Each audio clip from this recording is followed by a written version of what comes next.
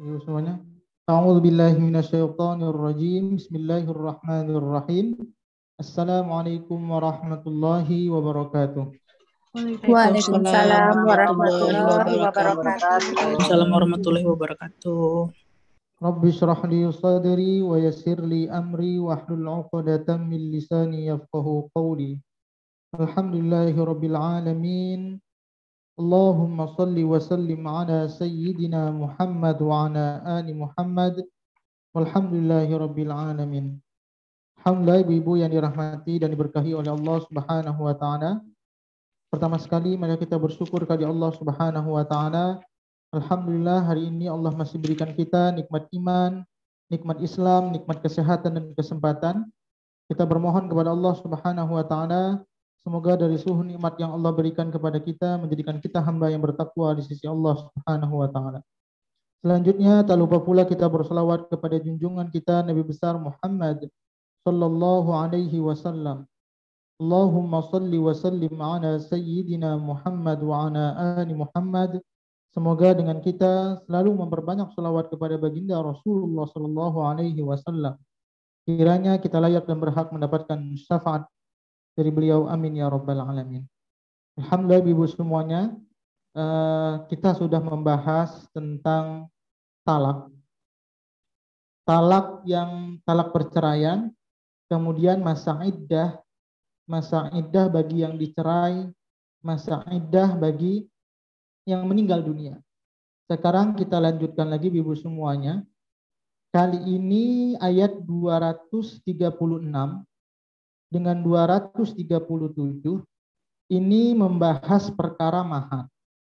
Jadi perkara mahar itu ibu ada 4 keadaan bagaimana kondisinya. Yang pertama, sebelum kita bahas tentang apa itu makna dari mahar. Jadi pembagian mahar itu di dalam Quran dijelaskan dalam 4 keadaan ibu ya. Yang pertama, sebelum kita bahas dari ayat 236 sampai 237. Yang pertama, bagaimana statusnya kalau seandainya wanita itu dicerai, kemudian ketika dicerai belum digauli dan belum juga ditentukan maharnya. Nah, nanti bagaimana? Jadi yang kondisi pertama, wanita yang dicerai belum digauli dan belum ditentukan maharnya. Ini kondisi yang pertama. Jadi ada 4 keadaannya Bu ya.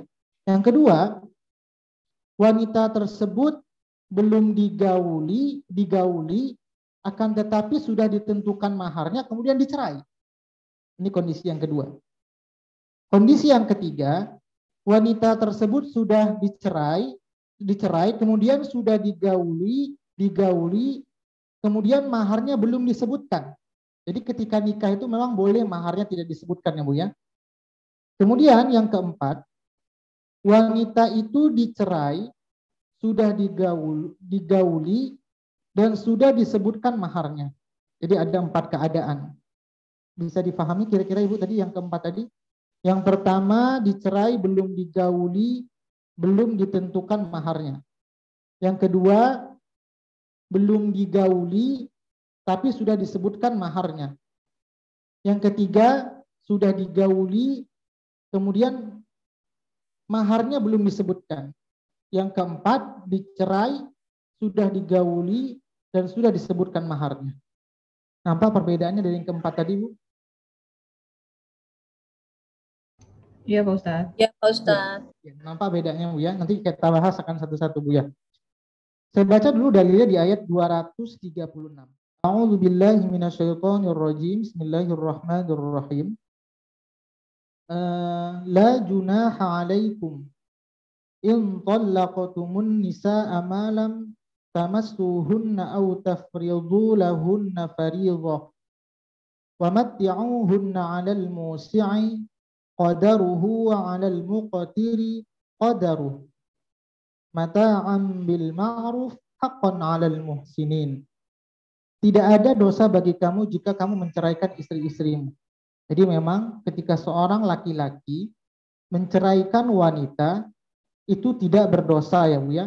Karena abghadul halal at-talaq. Ada sesuatu yang halal tapi Allah benci, tapi tidak berdosa. yaitu tentang talak atau perceraian. Karena memang faktor sudah tidak bisa dipertahankan lagi rumah tangga tersebut. Akan tetapi tidak dosa. Yang dosa itu bagaimana ketika sudah dicerai, tidak memberikan hak-haknya. Tapi selagi dia masih memberikan hak-haknya, itu tidak berdosa. Kemudian, tidak berdosa bagi kamu jika kamu menceraikan istri-istrimu dan belum kamu sentuh atau campuri. Maksud lamastumun nisa di sini adalah belum digauli atau belum melakukan hubungan suami istri atau belum kamu tentukan maharnya. Jadi ini adalah yang pertama tadi Bu. Jadi ada 4 kondisi mahar: dicerai, belum digauli, dan belum ditentukan maharnya. Ini ayat yang pertama. Jadi tadi ketentuan yang pertama. Sekarang kita bahas dulu tentang bagaimana maharnya orang-orang yang seperti ini. Belum digauli, belum berhubungan, kemudian belum diberikan maharnya, tiba-tiba mereka cerai. Nah, bagaimana dengan kondisi maharnya? Sekarang kita bahas dulu, apa itu pengertian mahar. Jadi mahar ini sudah jadi hal yang biasa di dalam pernikahan ya Bu ya. Nah, mahar itu adalah bisa disebut juga dalam perkawinan atau pernikahan itu adalah mas kawin. Salah satu syarat dalam hal pernikahan.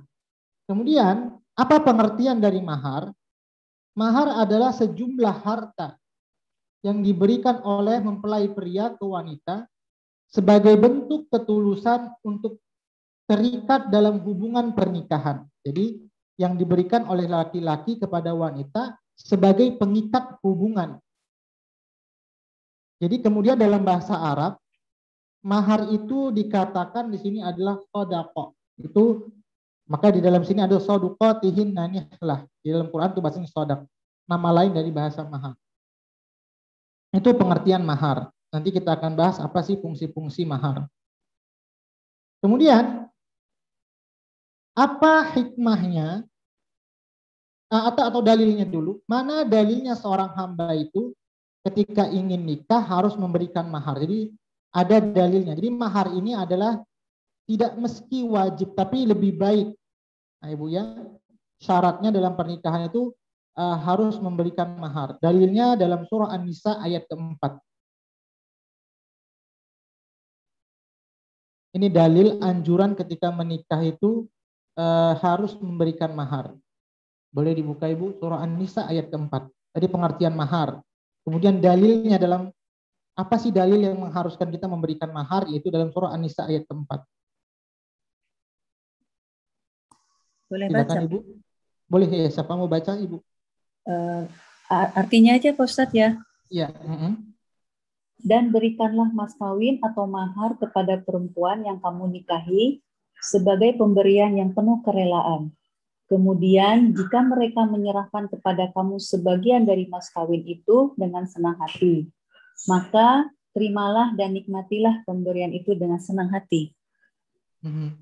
Ya, jadi inilah dalil di penganjurannya seorang laki-laki itu memberikan mahar. Itu dari segi dalil Al-Quran. Kemudian kita lihat juga bagaimana bentuk-bentuk mahar itu.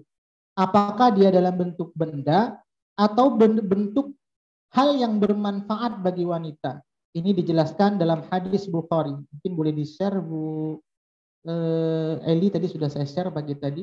Itu dalam hadis Bukhari. Ya, sama Ibu Mela. Oh, Bu Mela ya. Boleh Bu Mela. Ya, ini dalilnya tadi pagi saya sudah share. Boleh dibaca Ibu. Nah, paling tidak di sini dikatakan disuruh memberikan pakaian atau tidak ada pakaian, uang. Kalau tidak ada uang mungkin cincin besi. Nah, seorang laki-laki itu juga tidak punya cincin besi, saking kan mungkin tidak mampunya. Akhirnya Rasulullah berkata, apa hafalan yang kamu punya? Maka ada kata laki-laki tersebut, kalau seandainya ada, boleh kamu melamar dengan hafalan yang kamu punya. Jadi tidak mesti benda ya Bu ya. Ini bentuk dari mahar. Jadi mahar dengan hafalan Quran itu boleh. Mungkin kita sering ada orang, oh maharnya pakai surah Ar-Rahman, maharnya pakai surah Maryam. Nah, banyak orang-orang ya Bu ya kadang pakai surah Ar-Rahman. Atau di dalil yang lain di bawahnya itu pakai sendal jepit Ibu. Nah ini juga dalilnya, itu ada nomor hadisnya semuanya. Yang di atas hadis riwayat Bukhari, yang di bawah At-Tirmizi dengan hadis riwayat Ahmad. Kalau yang bawah ini, saya telah mendengar Abdullah bin Umar bin Rabi'ah dari bapaknya bahwa ada seorang wanita dari Bani Fazarah menikah dengan mahar berupa sepasang sendal. Rasulullah SAW bertanya, apakah kamu rela atas diri atau hartamu dengan 2 sendal itu? Maka ia menjawab, Rasulullah SAW membolehkannya. Jadi mahar itu tidak ditentukan harus berapa besarnya. Intinya ketika seorang wanita itu menerima apa yang sudah diberikan oleh laki-laki atau seorang wanita itu menentukan, kemudian laki-laki itu menyanggupi, maka itu bagian dari persetujuan akad untuk mencapai suatu pernikahan. Itu dari mahar. Nah, apa sekarang tujuannya diadakannya mahar dalam pernikahan? Jadi ada tujuannya, Bu ya. Jadi sekedar bukan wah, mahar ini memberatkan bagi laki-laki. Jadi ada tujuannya. Untuk apa diadakan mahar dalam pernikahan? Yang pertama, tujuan mahar dalam pernikahan itu, Ibu semuanya, untuk membedakan pernikahan. Jadi fungsi mahar itu adalah sebagai pembeda antara pernikahan dengan mukhadanah. Apa itu mukhadanah? Seorang istri yang memiliki suami banyak. Itu jadi tujuan mahar. Jadi kalau seandainya pernikahannya awal, maka seorang laki-laki itu memberikan mahar. Tapi kalau seandainya perempuan itu memiliki suami banyak, itu tidak perlu pakai mahar, ya Bu ya. Jadi karena memang tidak boleh. Maka hanya laki yang pertama saja yang berhak selagi memberikan mahar kepada yang pertama. Kemudian seorang perempuan itu hanya memiliki 1 suami saja, tidak seperti laki-laki boleh 4. Maka itulah Bu ya, mahar itu hanya berlaku pada wanita itu kepada laki-laki hanya 1 sekali saja. Itu pembeda yang pertama. Pembeda yang kedua, apa hikmah diadakannya mahar? Sebagai bentuk penghormatan atau penghargaan dan perlindungan terhadap wanita. Itu fungsi mahar. Yang ketiga, untuk apa adanya mahar? Sebagai bentuk keseriusan laki-laki. Yang keempat, sebagai simbol tanggung jawab laki-laki kepada seorang wanita untuk dinikahi. Kemudian kebalikannya, sebagai simbol tanggung jawab wanita terhadap mahar. Jadi kemarin kita sudah pernah belajar khulu. Apa itu khulu? Seorang istri yang minta cerai kepada suaminya. Tapi kalau seandainya istri yang minta cerai, maka dia harus mengembalikan mahar yang sudah pernah diberikan seorang suami. Maka dengan mahar yang begitu besar, ini juga menjadi perhitungan bagi seorang wanita kalau dia minta cerai kepada suaminya. Kemudian yang keenam, sebagai simbol persetujuan dan kerelaan. Jadi dengan ada akad mahar tersebut sebagai simbol persetujuan dan kerelaan antara dari pihak laki-laki dengan pihak wanita. Itulah pengertian dari hikmah-hikmah adanya mahar. Sekarang kita bahas ibu-ibu. Jadi tadi ada 4 keadaan tentang bagaimana kondisi mahar. Keadaan yang pertama yaitu penjelasannya di ayat 236. La junaha 'alaikum in talaqtumun nisaa ma lam tamassuhunna aw tafridu lahunna fariidhah.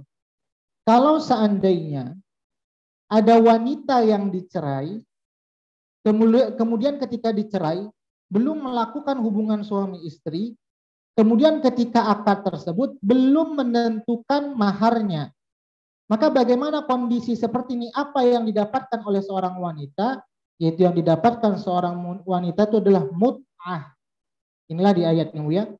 Tidak ada dosa bagi kamu jika kamu menceraikan istri-istri kamu yang belum kamu sentuh, campuri, atau belum kamu tentukan maharnya.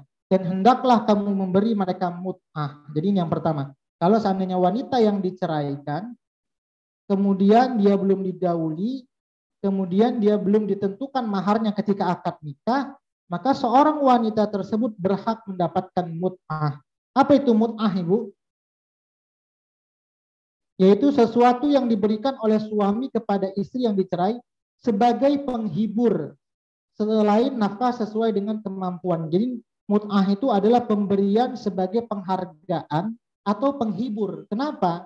Inilah status wanita, Ibu ya. Walaupun belum digauli, ketika akad sudah disebutkan, maka status wanita tersebut sudah berubah, yaitu tetap menjadi janda. Maka inilah sebagai penghibur kepada wanita tersebut diberikan mut'ah. Apa itu bentuk mut'ah? Penghiburnya mungkin bisa diberikan pakaian, mungkin bisa diberikan apa terserah kemampuan seorang laki-laki, atau pembantu kerja kepada membantu wanita tersebut. Jadi ini sepatut dan sewajarnya mut'ah tersebut. Kemudian wa matti'uhunna 'alal musi' qadaruhu wa 'alal muqtir qadaruh. Bagi yang mampu menurut kemampuannya dan bagi yang tidak mampu menurut kesanggupannya. Jadi mut'ah ini tergantung bagaimana laki-laki tersebut. Kalau dia memang kaya raya, boleh memberikan banyak. Kalau seandainya tidak mampu, ya semampunya bagi laki-laki tersebut. Mata ambil ma'ruf, yaitu pemberian dengan cara yang patut. Ma'ruf ini adalah, kita sering menggunakan bahasa ma'ruf, amar ma'ruf nahi munkar. Ma'ruf itu adalah suatu adat kebiasaan yang berada di kampung tersebut. Uruf itu bisa diartikan kebiasaan atau bagaimana tradisi yang ada di kampung tersebut. Nah, kira-kira tradisi di tempat tinggal wanita tersebut layaknya apa ini? Pemberian hadiah yang layak diberikan kepada wanita tersebut. Mungkin kalau seandainya dia kurang dari ekonomi, boleh kita berikan uang. Atau karena perempuan itu sudah kaya raya, mungkin bisa diberikan mungkin hadiah yang kira-kira berkesan bagi wanita tersebut. Itu wanita yang belum digauli, kemudian belum ditentukan maharnya, maka dia diberikan mut'ah. Haqqan 'alal muhsinin. Lanjutan ayatnya, yang merupakan kewajiban bagi orang-orang yang berbuat kebaikan. Ini maksud di ayat yang ke-236, yaitu mencerai wanita yang belum digauli dan belum ditentukan maharnya. Kemudian yang kedua, ayat ke-237.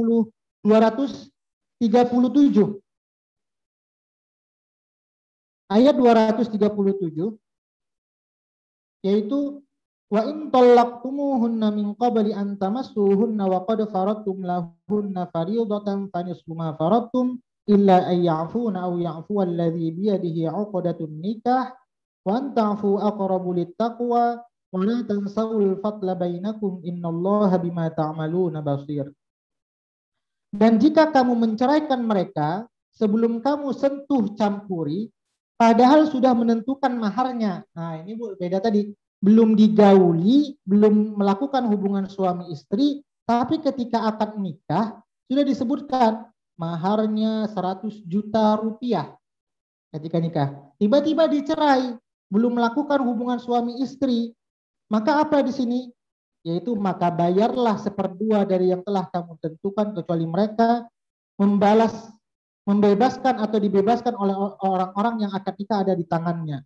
Jadi kalau seandainya sudah ditentukan maharnya ketika akad nikah, belum digauli, belum berhubungan suami istri, maka ketika disebutkan maharnya contohnya 100 juta, maka seorang laki-laki berhak membayar setengah dari mahar tersebut. Itu contohnya kalau uang. Kalau seperangkat alat sholat gimana Bu? Potong. Dijual dulu Harga mukenahnya sesuai harga mukenah enggak Pak? Sering ya Bu ya, sering gampang harus perangkat alat sholat. Karena orang-orang yang memang mahar itu banyak sampai jutaan, sampai mungkin emasnya beratus gram. Ada orang yang mungkin simple saja, seperangkat alat sholat atau seperti tadi sendal jepit dalam hadis tadi. Berarti setengah sendal jepit kan nggak berlaku. Atau harganya Pak? Atau harganya apa namanya ya, ini bisa dikaitkan dengan harga benda tersebut. Makanya ini Bu ya, agar laki-laki juga tidak menyepelekan, mahar yang paling baik itu adalah mahar yang tinggi, kepada mahar yang minta itu tinggi. Mahar yang terbaik itu adalah mahar yang tinggi, dikatakan dalam hadis Bu ya. Tapi juga kita lihat, sebaik-baik melamar wanita itu adalah dengan mahar yang tinggi. Kenapa? Bukti seorang laki-laki itu menghargai wanita tersebut. Tapi kalau seandainya tidak mampu juga jangan paksakan dengan mahar yang tinggi. Kenapa? Ini yang sering dikatakan Ustadz Abdul Somad kalau di YouTube. Semakin tingginya mahar, maka semakin tingginya juga perzinahan ya Bu ya. Kenapa? Karena memberatkan bagi kaum lelaki. Tapi yang sebaiknya adalah ketika laki-laki tersebut mampu dengan mahar yang tinggi, maka lebih baik dengan mahar yang tinggi. Kenapa? Bukti menghargai wanita tersebut. Itulah tadi hikmah dari mahar. Jadi ini yang kedua Ibu ya. Yang kedua, kalau seandainya sudah ditentukan maharnya, maka dia mendapatkan setengah ketika dia dicerai. Bisa dipahami ya Bu perbedaannya? Yang pertama tadi hanya dapatkan hadiah yang sepatutnya, mut'ah. Yang kedua kalau sudah ditentukan maka dia mendapatkan setengah. Kemudian yang ketiga sudah digauli, maharnya belum disebut. Nah ini juga Bu ya, maharnya belum disebut, maka orang yang seperti ini mendapatkan apa? Yaitu mendapatkan mahar misal. Apa itu mahar misal? Nanti akan kita bahas. Dalilnya ini adalah dalam surah An-Nisa ayat ke-24. Ustaz, maaf, ya. Kan kalau akan nikah disebutin maharnya, kenapa nggak disebutkan? Boleh tidak disebutkan, nanti akan kita sebutkan Bu. Boleh tidak menyebutkan maharnya ketika menikah. Nanti ada dalilnya Bu. Pak Ustadz, halo, testing. Mau nanya, ada banyak pertanyaan nih Pak Ustadz ya. Satu, kan biasanya kalau orang nikah itu kan mahar itu udah dari awal udah disebutin kan. Maksudnya kayaknya setahu saya belum pernah ada, nggak tahu saya belum pernah ketemu pernikahan yang maharnya tidak disebutkan sama sekali. Itu gimana? Terus kedua, kalau misalnya saya mau pengertian mahar itu mas kawin bukan? Iya, mas kawin. Tidak meski emas. Hal-hal yang bisa kita berikan kepada orang itu sebagai pengikat. Boleh emas, boleh uang, boleh sendal, boleh hafalan Quran seperti tadi. Betul. Sebagai Kalau tidak salah di sini tuh ada juga istilah yang ini saya juga baru belajar, maksudnya mas kawinnya tuh jadi pihak perempuan menyebut berapa yang dimau, ya kan? Itu kayak gimana hukumnya? Terus yang satu lagi itu adalah ada juga yang kita ikut apa namanya apa sih istilahnya kalau biasanya kalau di daerah itu jadi apa sih sebetulnya tradisi daerah. Jadi kalau di daerah Selangor sekian mas gitu. Iya. Nanti inilah mahar misal. Ini yang kita bahas mahar misal yang ketiga ini Bu. Jadi mahar misal itu adalah sesuai dengan tradisi. Contoh kalau di Medan orang S1 sekian puluh juta contohnya. Atau kalau di tinggi pendidikannya 200 juta, dia juga nasabnya, dia dari nasab kerajaan kah, orang terhormat kah, bapaknya sekian lagi, orang yang tidak punya pendidikan atau tidak punya skill dalam kehidupannya sekian. Nah itu nanti itu masuknya. Kalau nggak salah di Jakimnya, maksudnya kayak Selangor gitu, di website kan suka ada nih berapa benchmarknya apa plafon kawin itu segala macam, itu jadi gimana dalam hitung-hitungannya. Satu lagi boleh Ibu. Karena memang mahar itu boleh bagi seorang wanita meminta berapa, tapi kita lihat laki-lakinya sanggup tidak. Kalau seandainya tidak sanggup, maka dari pihak wanita tuh boleh mengurangkan. Oke, terus yang terakhir adalah kalau misalnya gini kan tadi boleh pakai sendal jepit ataupun bergantung kepada kemampuan yang laki. Tapi kalau misalnya ada, ini kasarnya ya, ini skenario aja, nggak tahu ada apa nggak orangnya kayak gini ya, tapi ada orang yang pelit gitu. Jadi sebenarnya dia mampu untuk memberikan lebih dari sekedar mungkin lebih dari sendal jepit. Tapi dia memilih cuma itu aja karena dia mau menunjukkan, kasarnya katanya mau menunjukkan kerendah diriannya dia gitu. Nah itu kayak gimana Pak Ustaz? Ya itu saja. Terima kasih. Ya, maka kita harus jelaskan ya Bu ya. Kenapa mahar itu sebenarnya juga tinggi bagi laki-laki? Salah satunya pengikat bagi wanita. Kita sebelumnya sudah bahas, kalau seandainya wanita tiba-tiba minta cerai, itu namanya apa kemarin Bu? Khulu ya Bu ya, kita sudah bahas. Khulu yaitu ketika seorang suami mungkin tidak memberikan hak-haknya, mabuk, sudah akhlaknya tidak baik, sehingga dengan wanita itu sudah kesal melihat tingkah laki-laki tersebut. Boleh wanita itu tersebut minta cerai. Syaratnya satu, dia harus mengembalikan mahar yang sudah diberikan oleh seorang suami. Maka semakin tingginya mahar yang diberikan oleh suami, itu sebagai penghambat beratnya seorang istri untuk melepaskan laki-laki tersebut. Tapi kalau seperangkat alat sholat gampang wanita mungkin belinya, apalagi sendal jepit gampang untuk mengembalikannya. Itulah bagaimana cara Allah untuk mengikat suatu pasangan. Semakin tingginya mahar, maka akan semakin berat untuk melepaskan pernikahan. Itu hikmahnya Ibu.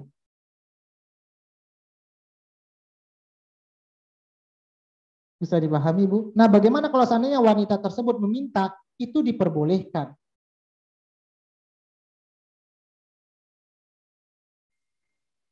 Istilahnya mahar apa tadi Pak Ustadz? Maaf. Mahar misal, nanti kan kita bahas ini mahar misal. Jadi ada tidak ketika nikah belum disebutkan maharnya. Inilah dalil yang kita bahas yang menunjukkan bahwa dibolehkannya ketika akad nikah tidak disebutkan maharnya. Ini kita lihat di ayat 236, mana dalilnya? Tidak ada dosa bagi kamu jika kamu menceraikan istri-istri kamu yang belum kamu sentuh campuri atau belum kamu tentukan maharnya. Berarti apa? Ketika pernikahan, sah akad nikah itu hanya ijab kabul saja, tapi tidak disebutkan maharnya. Jadi saya nikahkan anak saya dengan anu. Ya udah cukup.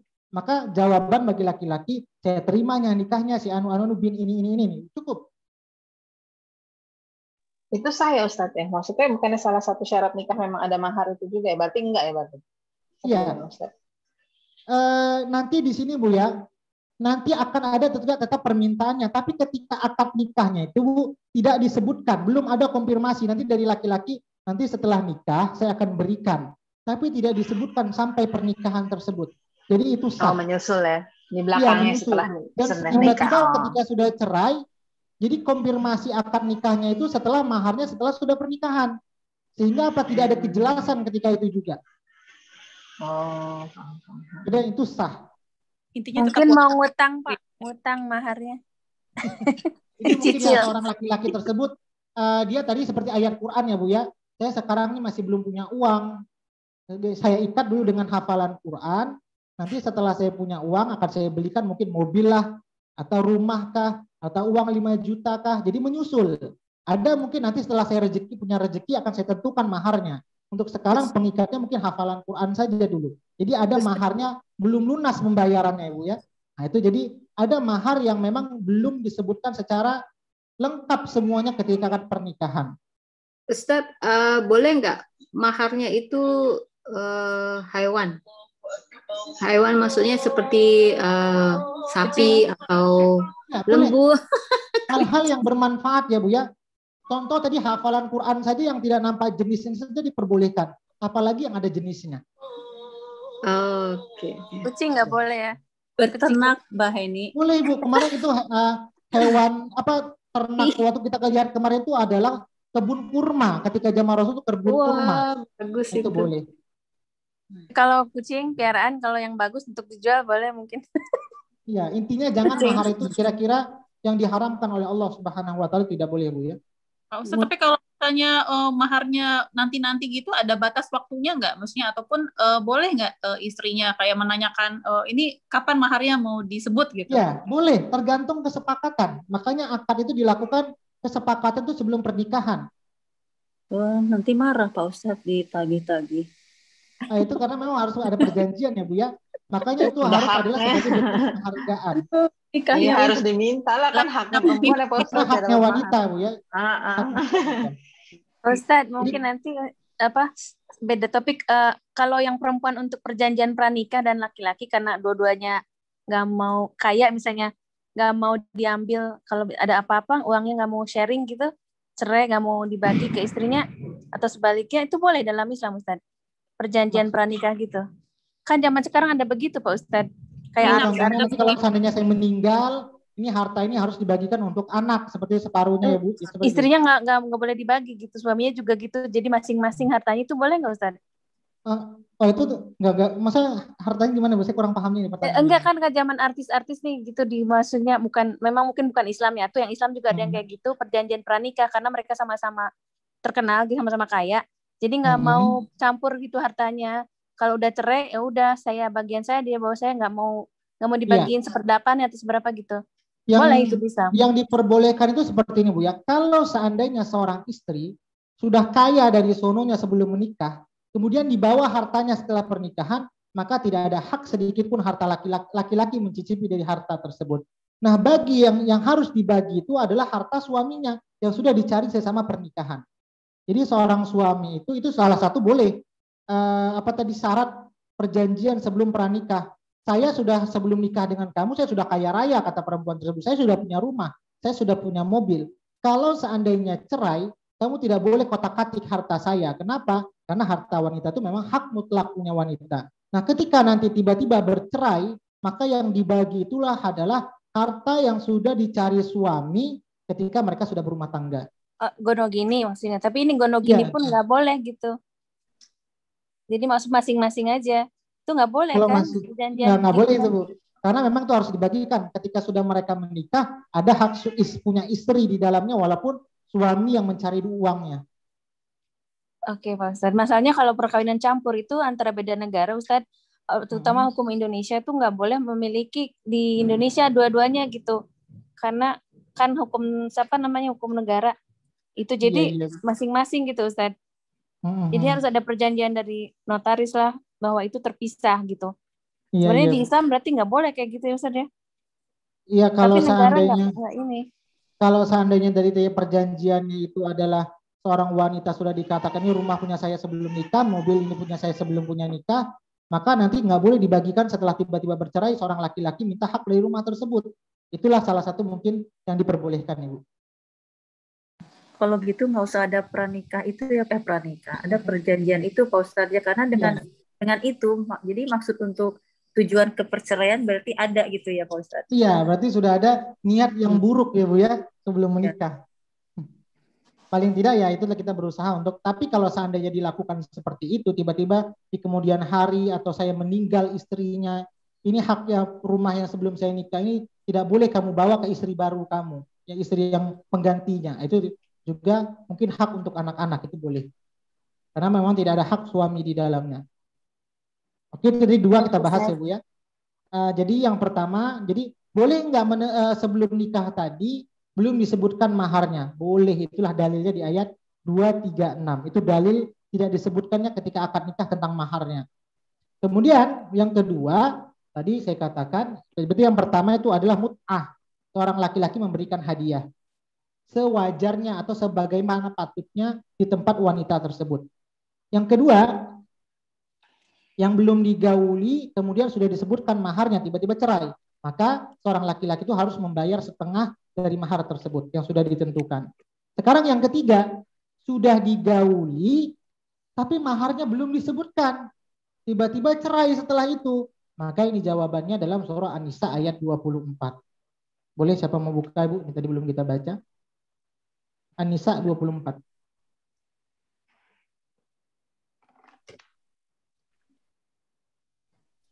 Boleh Pak Ustadz. Ya, siapa mau baca Ibu? Dan diharamkan juga kamu menikahi perempuan yang bersuami, kecuali hamba sahaya perempuan atau tawanan perang yang kamu miliki sebagai ketetapan Allah atas kamu.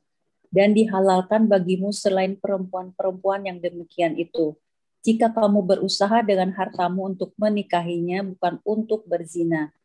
Maka karena kenikmatan yang telah kamu dapatkan dari mereka, berikanlah mas kawinnya kepada mereka sebagai suatu kewajiban.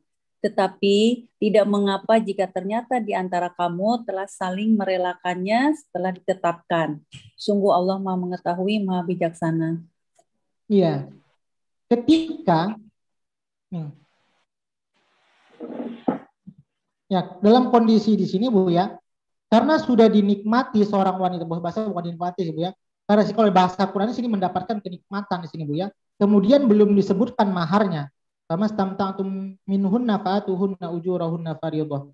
Dan seterusnya tentang ayat ini adalah ketika wanita itu sudah digauli, kemudian belum ditentukan maharnya, maka di sini masuk adalah mahar mithal. Nah, bagaimana mahar mithal itu? Melihat bagaimana kalau seandainya wanita tersebut punya kakak, bagaimana standar kakaknya atau keluarganya. Kemudian kalau seandainya dia tidak punya kakak, maka lihatlah bagaimana kondisi orang yang berada di kampung sepantaran sama derajatnya seperti wanita tersebut. Mungkin kalau di kampung wanita tersebut S1 contohnya 10 juta contohnya. Kemudian dia kalau bapaknya orang terpandang mungkin naik 20 juta. Maka orang yang sudah digauli kemudian maharnya belum ditentukan ketika nikah, kemudian dicerai tiba-tiba. Nah, bagaimana seorang laki-laki itu harus membayar maharnya kepada wanita tersebut melihat bagaimana tradisi yang ada di kampung tersebut. Dan itulah namanya mahar mithal. Bisa dipahami, Bu? Pak Ustadz itu huruf apa ya? Misalnya itu. Ya, mahar misal itu semisal. Misalnya itu semisal yang berada di kampung. Contohnya Ibu ya. Spellingnya Pak Ustaz, maaf. Hurufnya. Huruf misal. Ya. Tulisan misal maksudnya Bu? Iya. MITSIL. Misal.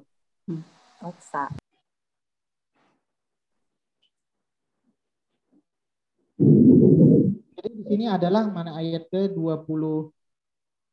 Bayarnya juga bagaimana membayarnya? Bayarnya harus dengan kondisi bayarnya penuh, Ibu. Jadi bayarnya dengan bayar penuh. Contoh, dia punya kakak, sama-sama dilamar. Kakaknya dulu ketika dilamar, maharnya contoh 50 juta. Maka adiknya dilamar wanita lagi. Tiba-tiba ketika akad nikah belum disebutkan maharnya, tapi sudah digauli, tiba-tiba cerai. Nah, bagaimana menentukan maharnya orang yang seperti ini? Yaitu masuk mahar misal. Melihat bagaimana keluarganya. Kalau seandainya kakaknya tidak ada atau adiknya tidak ada, maka lihat bagaimana tradisi di kampung tersebut.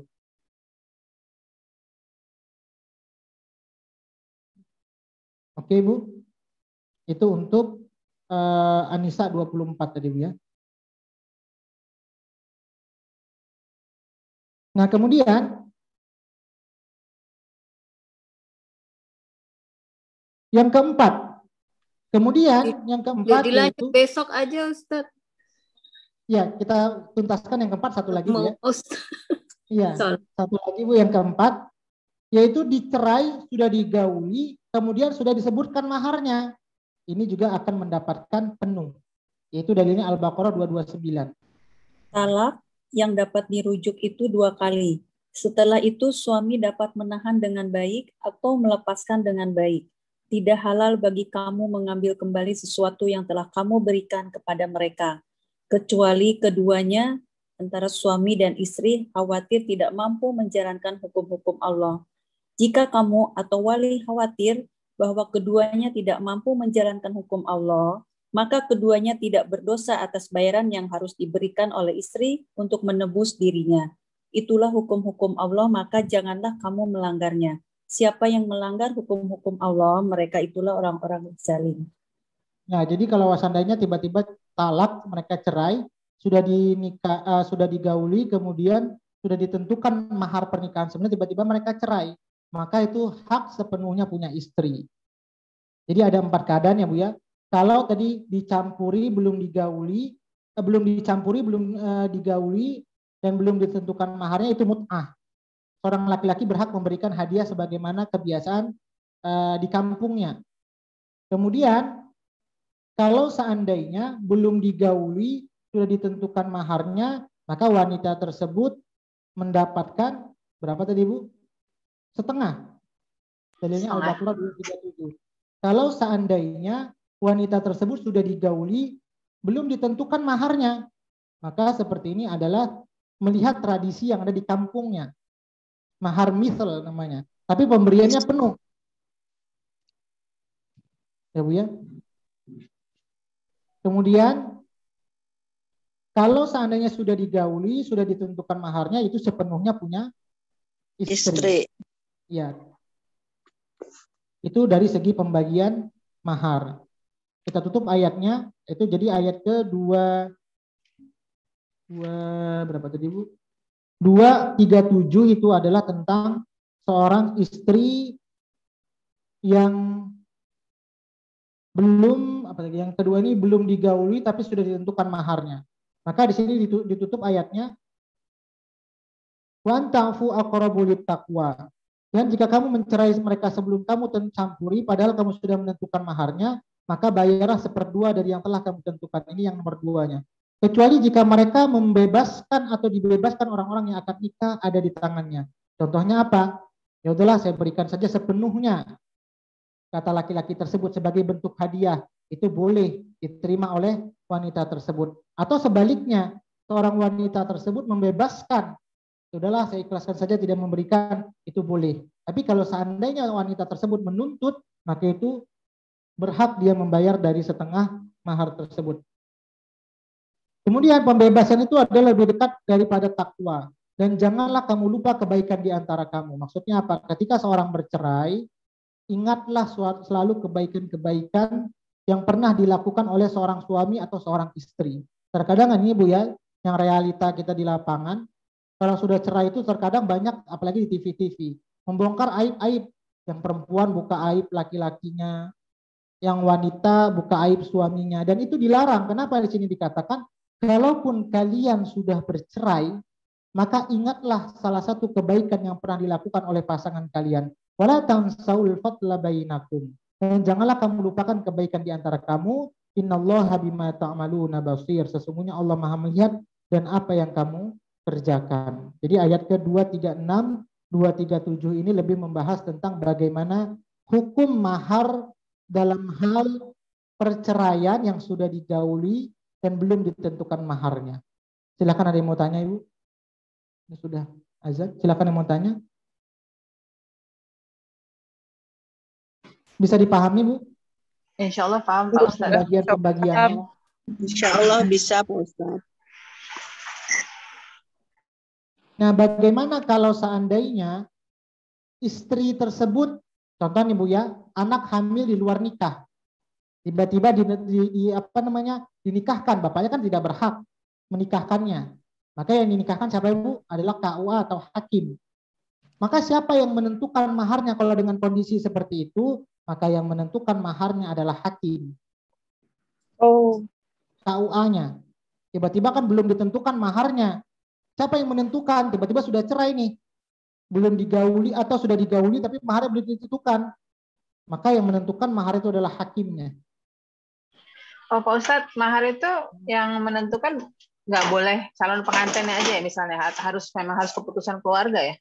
Harus keputusan keluarga atau kedua belah pihak, Bu. Kenapa? Karena melihat kesanggupannya satu sama lainnya, Bu.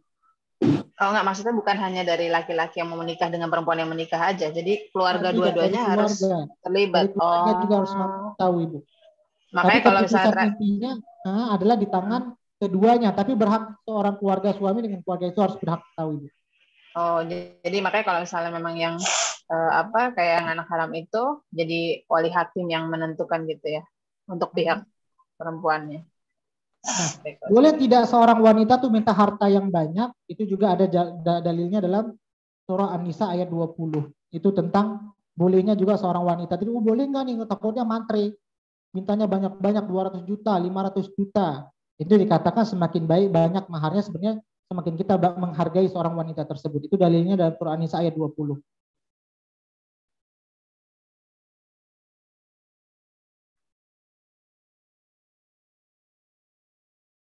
Nah, boleh nggak contohnya tadi seorang wanita itu minta maharnya manfaat jasa, itu boleh.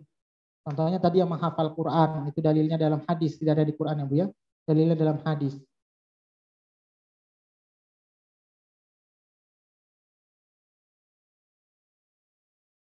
Oke, Bu.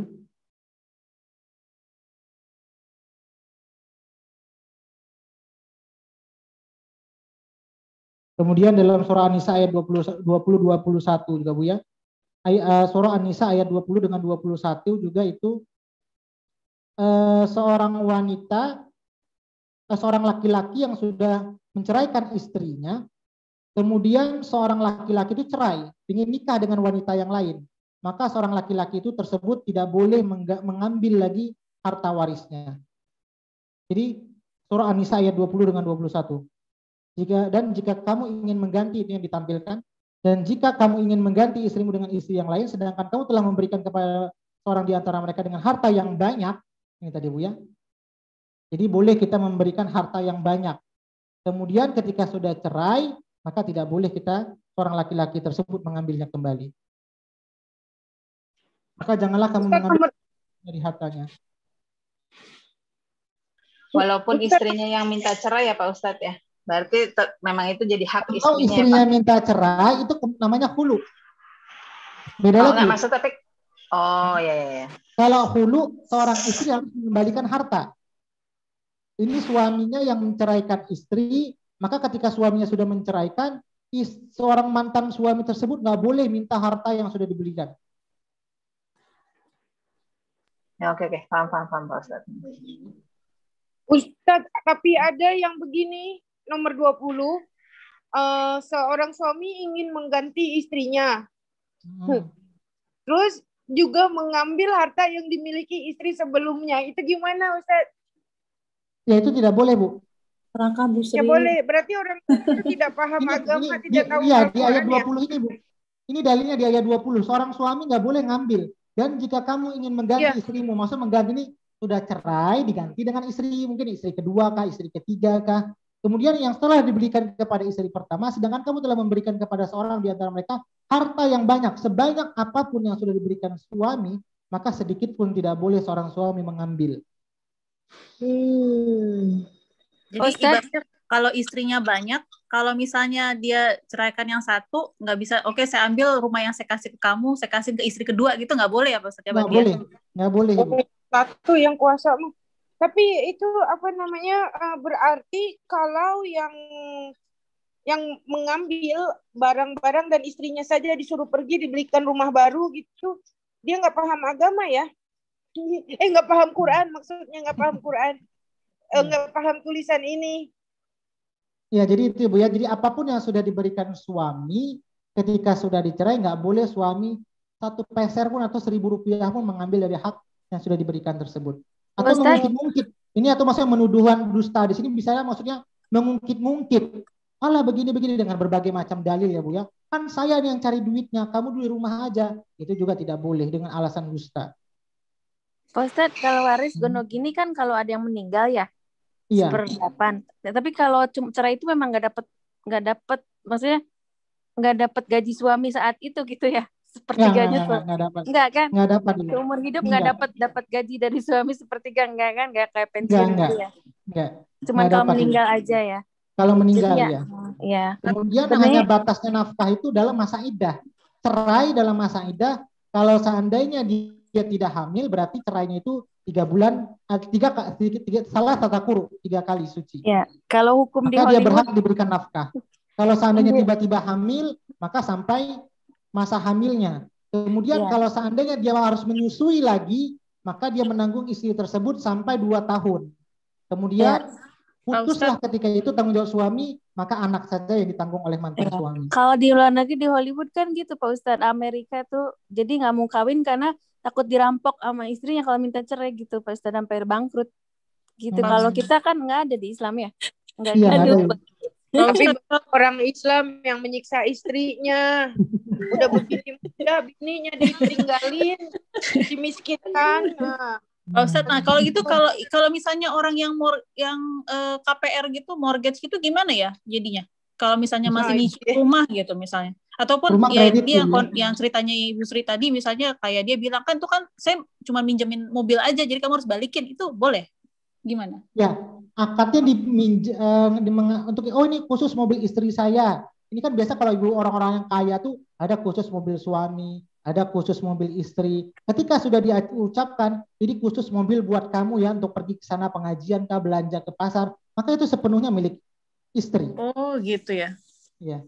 Walaupun nanti ujung-ujungnya itu nama suami, mungkin nama mobilnya ketika belinya, maka itu sudah milik istri. Jadi kalau dia nggak bisa bilang, oh saya kan cuma minjemin ke kamu gitu, nggak bisa bilang gitu ya? Nggak bisa Bu. Karena memang tujuannya untuk penggunaan istri. Oh kalau gitu kan contoh baju nih sudah dipakai seorang istri, itu kan dulu saya pinjamkan aja bajunya, itu juga nggak bisa. Saya kasihkan aja ke istri kedua saya, itu nggak bisa. Itu sudah dianggap sudah diberikan. Kenapa? Karena harta suami itu adalah harta istri. Oh, berarti itu hukumnya dosa ya? Iya, dosa tadi di ayat 20 tadi, Bu. Seorang suami itu nggak boleh ngambil lagi yang sudah diberikan. Bu Eni, mobilnya atas nama istrinya aja. Pak Ustadz, tapi kalau misalnya rumahnya tuh nyicil gitu misalnya, so cicilannya itu tetap dibayarin sama bekas suaminya atau udah jatuh ke istri cicilan? Iya. Jadi kalau seandainya sudah diberikan itu putusnya contoh baru dibayar 5 tahun, contoh cicilannya 10 tahun. Maka ketika sudah diberikan ya sebatas yang sudah dibayar. Kalau kita ingin mendapatkan rumah tersebut ya kita melanjutkannya Bu. Oh, kita karena nyambung terbatasnya dia batasnya sampai yang sudah ketika akad nikah tersebut.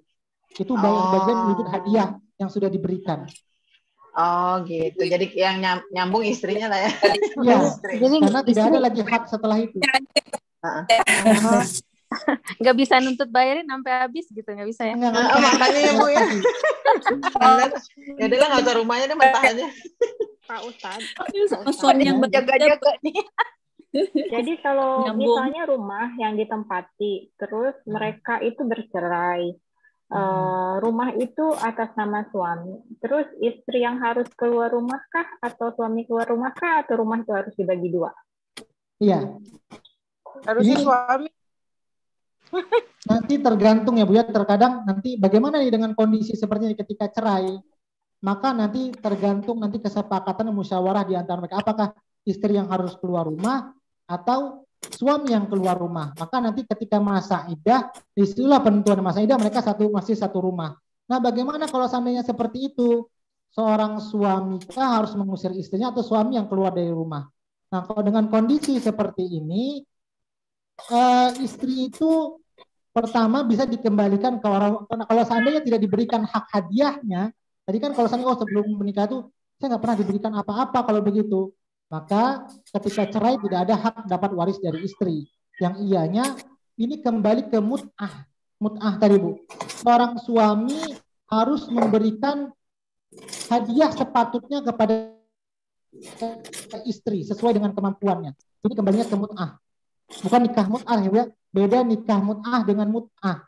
Mut'ah ini adalah seorang suami harus memberikan hadiah kepada istrinya sebagai hadiah sepatutnya. Kalau memang seorang suami itu harus keluar, istri itu keluar dari rumah. Itu kembali ke mut'ah. Kembali ke mut'ah ya Pak. Ustadz, Ya. tinggal di rumah aja. Nanti kalau kita yang keluar, nanti suaminya ada istri baru. Gimana? Ya, itu dengar kesepakatan bagaimana ketika mereka nanti Bu ya, apakah seorang suaminya harus keluar atau istrinya. Kalau seandainya istrinya meninggalkan rumah kembali ke rumah orang tuanya, maka seorang suami, namanya sudah cerai ya Bu ya, sudah cerai itu nggak boleh satu rumah lagi. Jadi kita nggak boleh, oh nanti dia ada istri lain, namanya kita sudah cerai.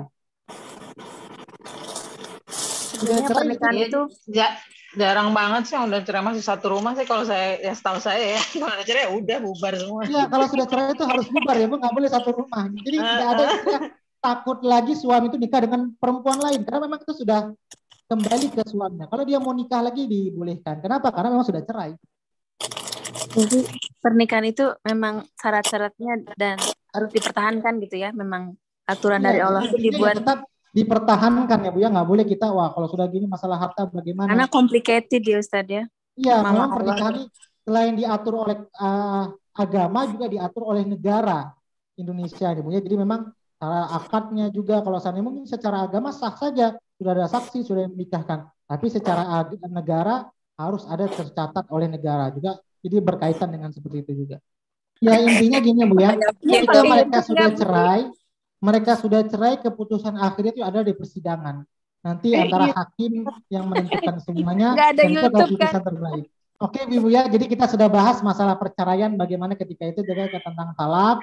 Kalau seandainya talaknya baru 2 kali, maka boleh balik. Kalau sudah 3 kali, itu talak bain tidak boleh kembali. Kemudian konsekuensi masalah hartanya juga ketika sudah cerai, bagaimana kondisi maharnya itu jadi sudah disebutkan. Kemudian hak-hak suami sudah, hak-hak istri juga kita sudah pernah bahas. Bagaimana juga masa iddah ketika cerai, masa iddah ketika belum melakukan hubungan, atau masa iddah juga ketika wafat suami.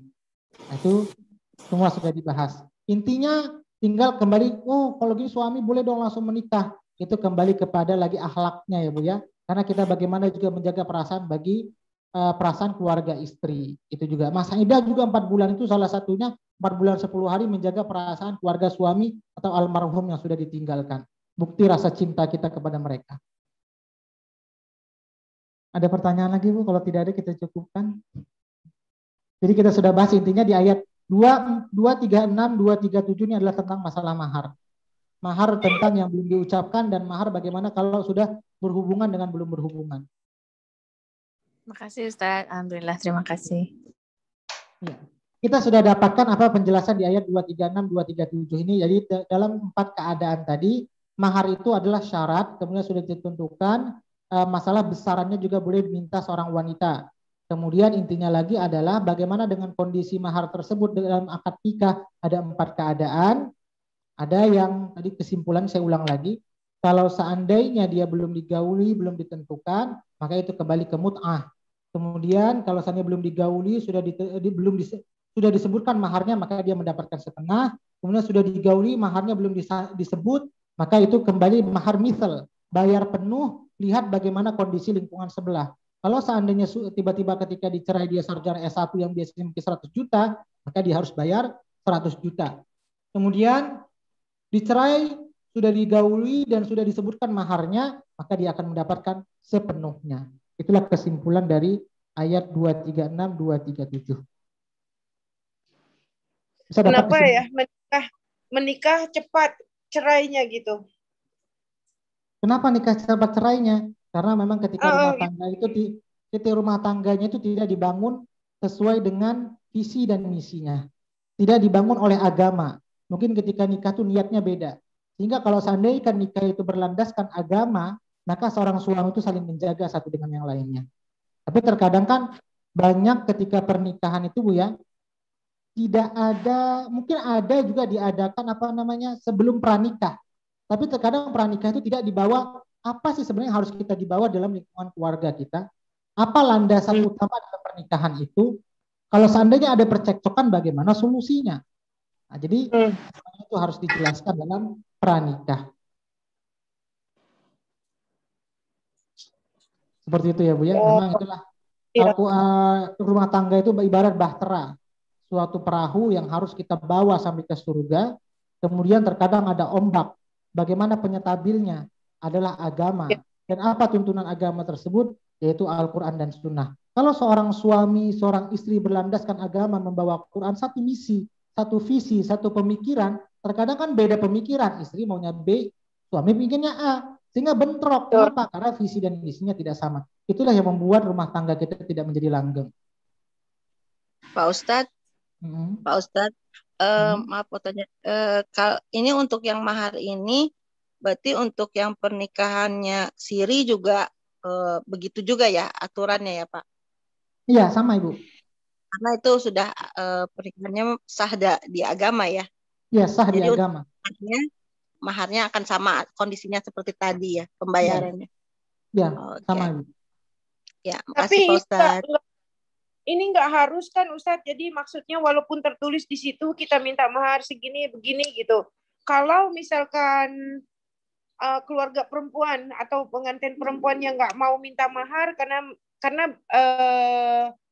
mereka punya niat untuk membeli. Jawaban Bu Sri di ayat 237 penutupannya, yaitu kecuali jika mereka membebaskan atau dibebaskan oleh orang-orang yang akad nikah ada di tangannya. Maksudnya apa di tangannya?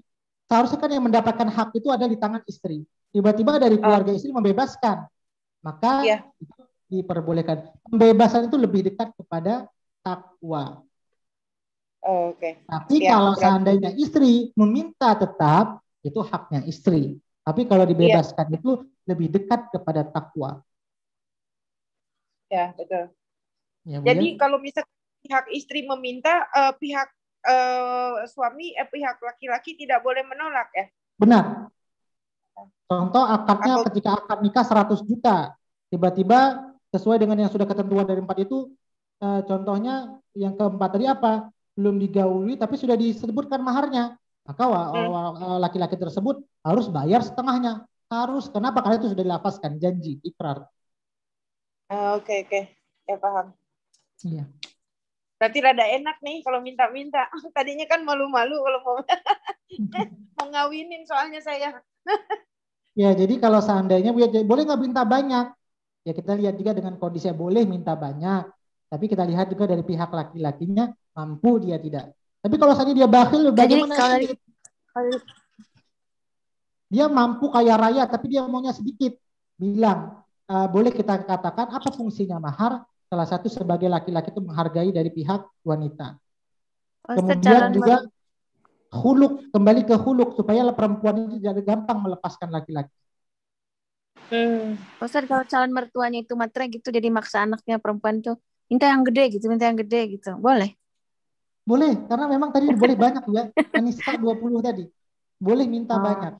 Tapi tadi saya katakan Ibu, kalau seandainya tidak mampu, maka seorang wanita tersebut harus dengan ma'ruf. Ma'ruf itu dengan tradisi itu tidak boleh memaksakan kalau memang dia tidak mampu, sesuai dengan kemampuan.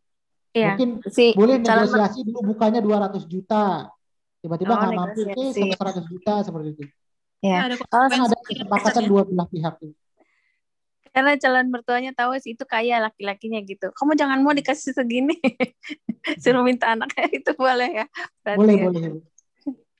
Karena itu memang hak sebenarnya. Bukan berarti itu seperti menjual anak. Tapi serem ya Pak Ustadz ya. Jadi kalau misalnya pas menikah ketahuan ternyata nggak bisa memberikan keturunan gitu, istrinya mau apa tadi itu mau menceraikan, dia harus ngembaliin apa yang udah diterima ya. Itu salah satu tujuannya, semakin besar maharnya, semakin susah seorang istri itu lepas dari laki-laki tersebut. Tapi bagus juga ada perlindungan, proteksi buat perempuan juga. Kalau saya bilang ini pelindung juga nih buat perempuan kan, pelindung buat orang yang rumah tangga. Dia jadi kalau mau berantem, mau cerai itu berpikir 2 kali, duitnya udah habis. Nah, itu jadi masalah Bu. Kan Rasulullah pernah tanya yang hadis sebelumnya, apa dulu maharnya, apa semua uang dikasih? Kebun kurma. Rasulullah jawab, sanggup nggak kamu membalikkan kebun kurma yang sudah diberikan suami kamu? Jawab perempuan tersebut, sanggup. Maka diperbolehkan wanita tersebut minta cerai. Oh. Aduh. Jadi ini dia, semakin besar sebenarnya yang diberikan suami itu, semakin sulit istri tersebut untuk lepas dari suami tersebut. Pak Ustadz, kalau mahar itu sebenarnya untuk perempuannya atau untuk orang tua perempuannya sih Pak Ustadz? Ya. Atau keluarga?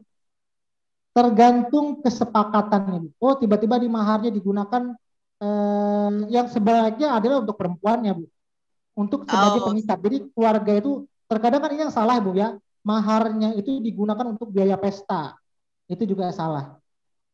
Nanti kalau seandainya nanti tiba-tiba laki-lakinya perempuannya minta cerai, gimana? Uangnya sudah habis, digunakan untuk biaya pesta pernikahan. Padahal itu ada untuk jaga-jaga kalau seandainya ada bermasalahan, seorang istri itu bisa balik lagi. Oh iya. Tersebut. Terkadang kan ini yang banyak kejadian Bu ya, maharnya berapa? 10 juta atau 200 juta digunakan semuanya untuk bermegah-megah, sehingga setelah nikah nggak ada lagi bendanya. Apa nih? Nah, seperti itu. Oh iya, ya betul. Ya, makasih Pak Ustadz. Ya, ada lagi Bu. Kalau tidak kita cukupkan, insya Allah nanti untuk besok berarti tentang sholat 238 tentang sholat asar. Insya Allah kita nggak tahu ya Bu ya, terkadang orang ada ilmunya banyak, kemudian sekolahnya tinggi, Allah ujinya mungkin dari segi pernikahannya. Ada orang mungkin bagus imannya, pendidikannya tinggi, diuji dari hartanya. Ada orang mungkin karir suaminya bagus, tapi membina rumah tangganya diuji. Ada yang anaknya diuji. Tergantung di mana biasa Allah menguji itu kelemahannya di mana tempatnya. Mungkin ada orang, mungkin seorang ustadz, biasa jamaahnya ibu-ibu semua, Allah uji dari situnya. Jadi banyak cara Allah mencari sisi-sisi lemah seorang itu Ibu ya.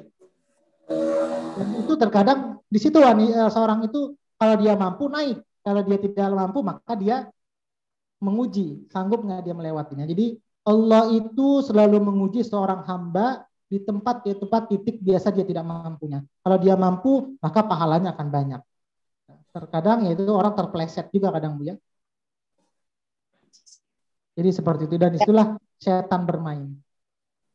Mudah-mudahan kita semua tetap dijaga Allah. Amin. Tidak terlalu tinggi, tapi cukup saja. Cukup bisa menjaga semuanya.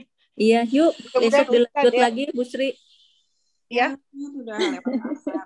Oke, Bu, ini sudah waktu asar juga di Medan juga sudah 4:30. Mungkin ini saja Bu. Ya. Intinya kita semua Bu, mudah-mudahan rumah tangga kita dijaga oleh Allah Subhanahu wa taala. Allah kumpulkan kita di dunia bersama dengan anak, dengan suami.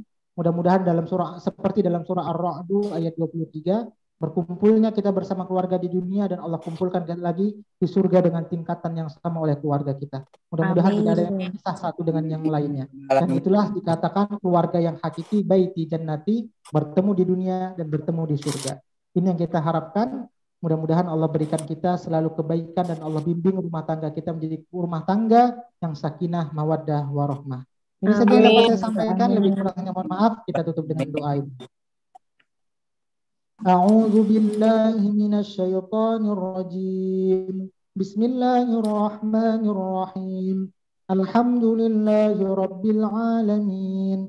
Hamdan yuwafi ni'amahu wa yukafi'u mazidah.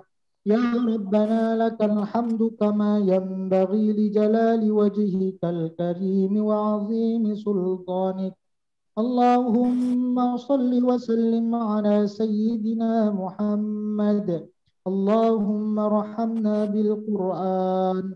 Allahumma ja'alna min ahli al-Qur'an.